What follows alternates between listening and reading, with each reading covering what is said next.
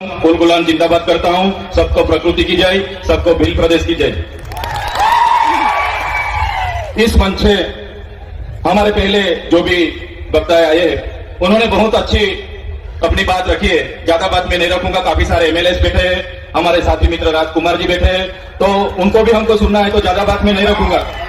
लेकिन साथियों, हमारा इतिहास गौरवशाली इतिहास रहा है।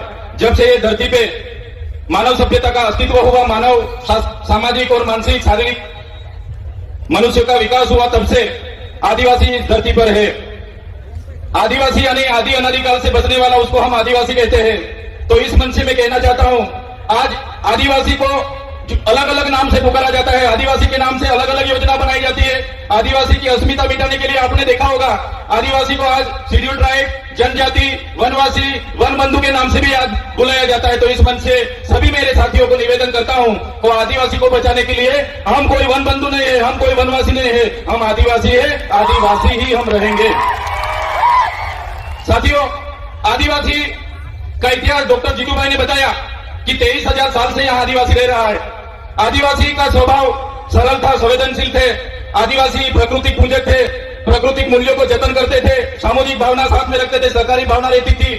और हमारी संस्कृति, हमारी परंपरा, हमारी विधि, जो भी हमारी मरण विधि है, लग्न विधि है, हमारी जन्म की विधि है, सभी हमारे आदिवासी की अलग है। हम प्रकृति के साथ में रहने वाले लोग हैं, हम धर्म को भी हमारी संस्कृति में मानने वाले लोग हैं। तो आपने देखा होगा, आगे की वक्ताओं ने बताया कि जब भी इस देश में नए नए धर्म आए, वो चाहे हिंदू हो, मुस्लिम हो, सिख हो, ईसाई हो, बौद्ध हो, जैन हो, सभी धर्म आदिवासी के बाद इस धरती पर आए हैं। और हिंदू जैसे धर्म ने तो हमारे समाज में आपको पता होगा कि वर्ण व्यवस्था प्रथा रखी थी कि भाई पहले ब्राह्मण होगा, बाद में क्षत्रिय होगा, वैश्य होगा, और शूद्र में हमारे लोगों को माना जाता था। हमारे आदिवासियों को 5,000 सालों से हमारी गिनती शूद्र में होती थी। हमको शिक्षा लेने का अधिकार नहीं था, हमको कहीं भी जाने का अधिकार नहीं था। बाद में आपने देखा होगा, इसी हालत में भी देश की आजादी में हमारे कई सारे स्वतंत्र सेनानी लड़े, हमारे क्रांतिकारी लड़े, हमारे पूर्वज लड़े।